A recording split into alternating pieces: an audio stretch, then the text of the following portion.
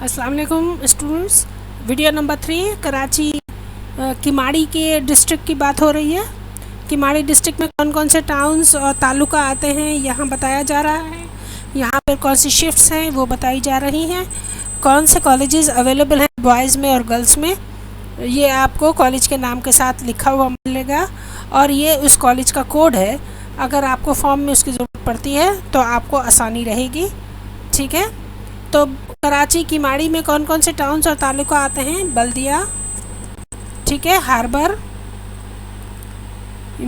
Mauripur, Sindh industrial trading estate, ठीक है, Sindh industrial trading estate, Sindh industrial trading estate, फिर बल्दिया।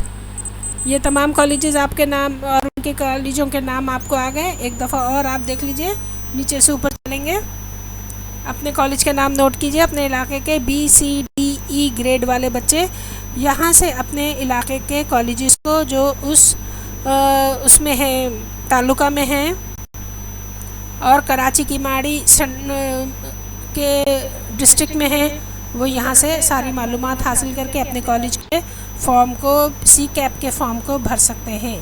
सब्सक्राइब करना ना भूलिएगा और कोई ज़रूरत हो तो कमेंट्स बॉक्स में ज़रूर लिखिएगा। Thank you so much.